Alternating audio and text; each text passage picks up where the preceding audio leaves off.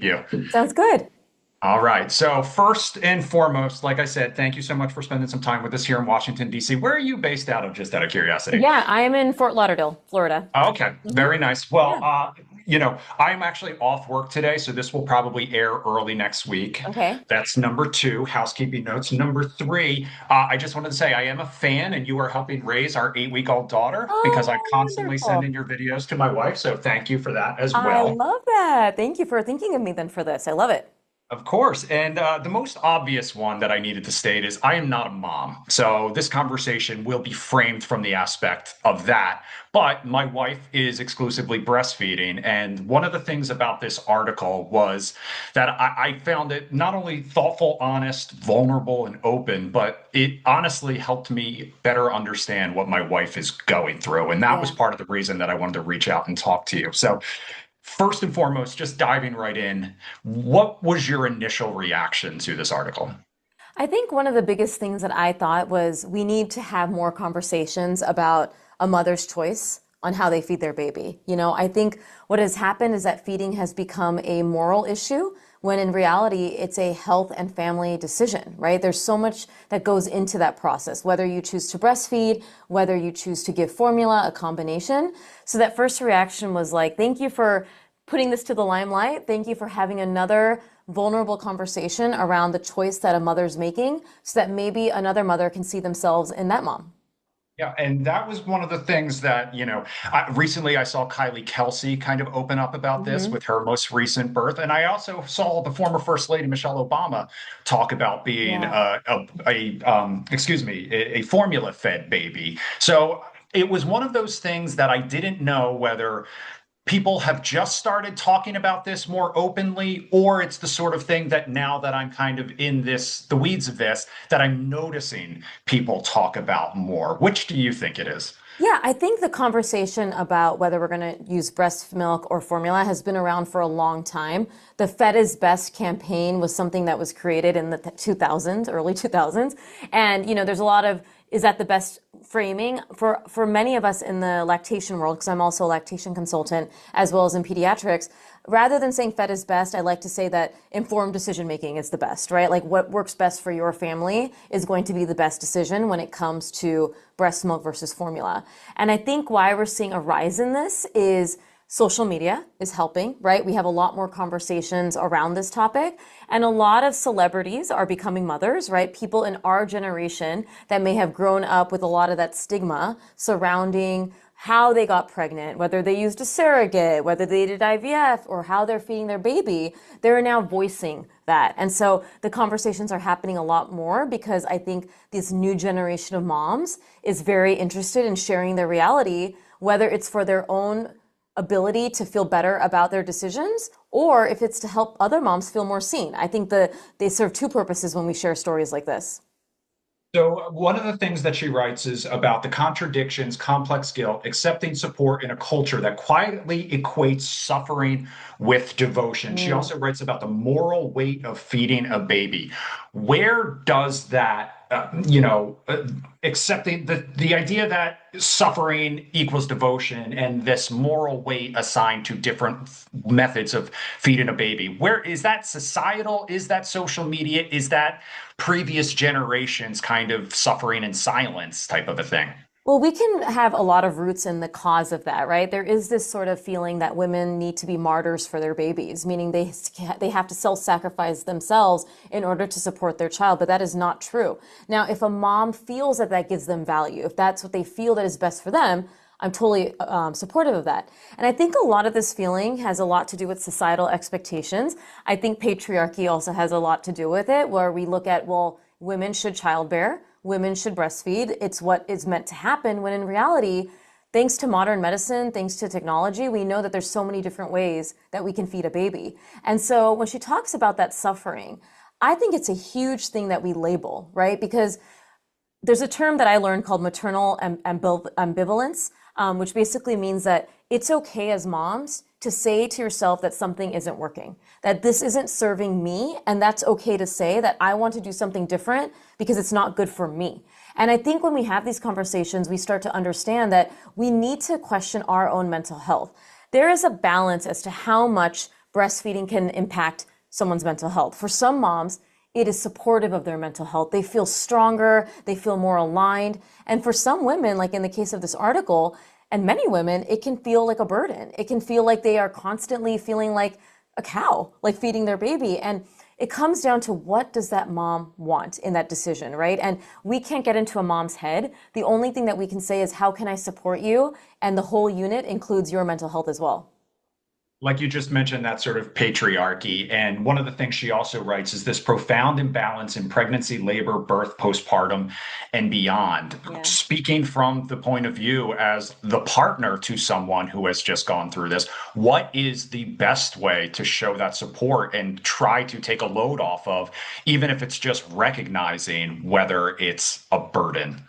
I think what's so key is that before you have a baby, I think it's really important to get on the same page about your value system. And that includes the decisions that you want to make, or maybe the areas that are more gray. So for example, if a mother's pregnant, or maybe you're adopting a child or surrogacy, having the question, do you want to breastfeed or not? That's the first question. And having a conversation with your partner, who's the non-birthing partner, on what that might look like, right? That we know that the birthing partner is going to have more of the labor when it comes to breastfeeding. There's no doubt about that.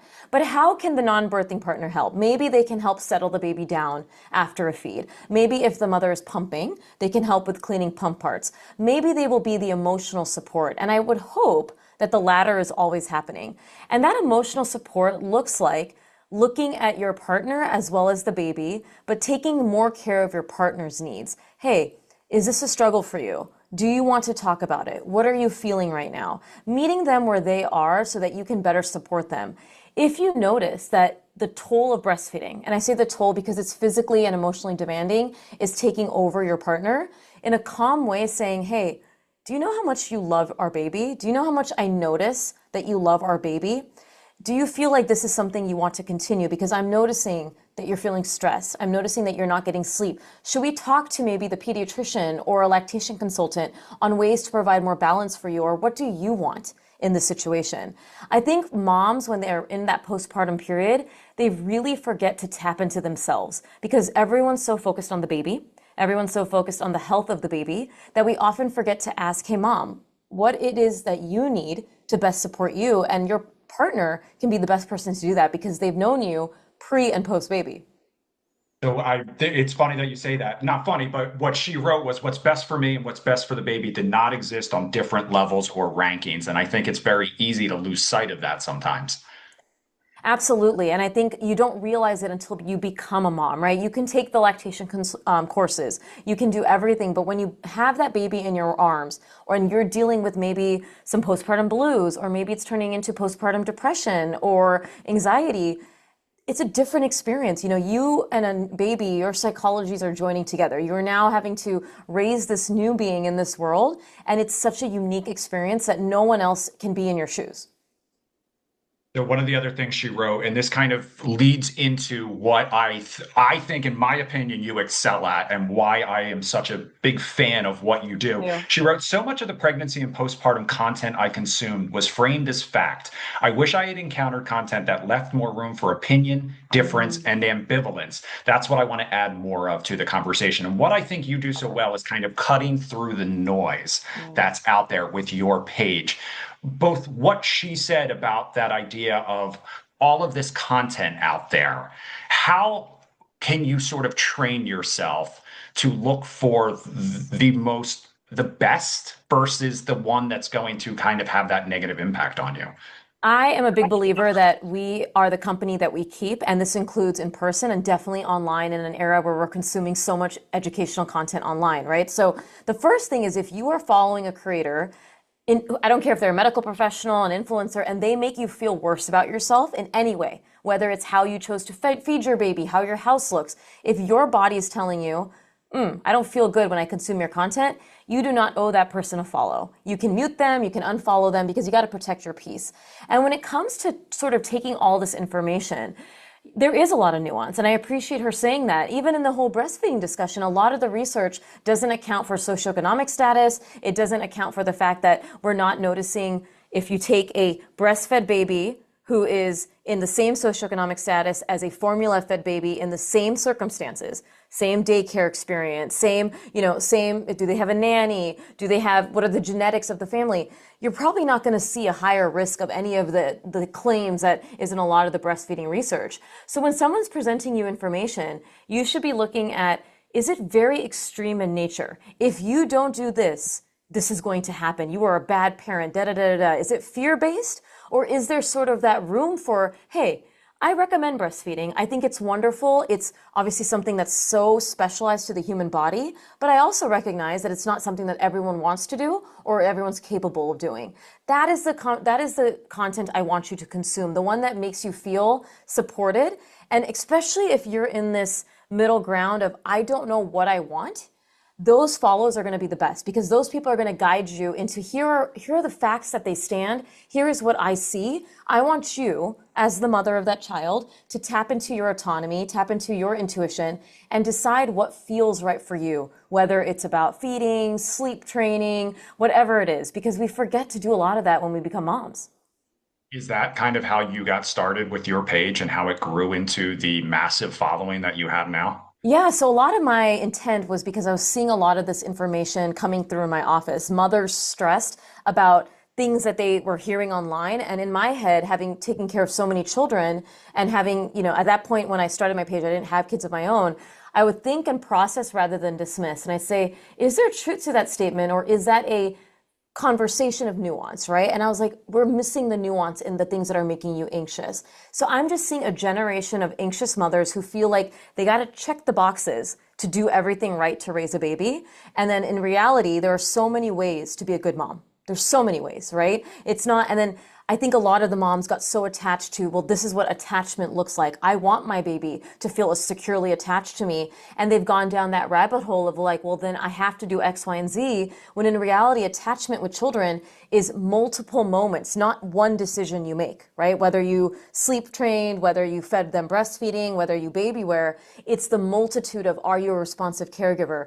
And so all of this is what prompted me to say, you know what? People need to hear that balance. I think a lot of the messages I get, like literally today, have been, you have made me a more confident mother. And that is what I'm aiming for. I want people to feel that I gave them the tools and that they are the expert on their baby, that now they can go forth and have the confidence they need for their children. So that being said, what advice would you give to new or soon to be moms who may be wrestling with this choice? I think when we talk about this breastfeeding discussion, it's okay to confidently say that breastfeeding is wonderful and works for my family. Check in with yourself and your mental health, your physical health. Just because you commit to something, and when we talk about breast and formula, it doesn't mean you have to continue it. And I have had families who have breastfed and they're like, listen, I'm done. And I'm like, have you thought about the reasons? Yes, I just want to get more sleep or I want to space out feeds and I can't. I want to support you. So know that you can always pivot and know that if it works for your family, beautiful. But also know that formula is also a great option, And when it comes down to this, this is far more than breast or bottle. We are looking at, is my baby growing?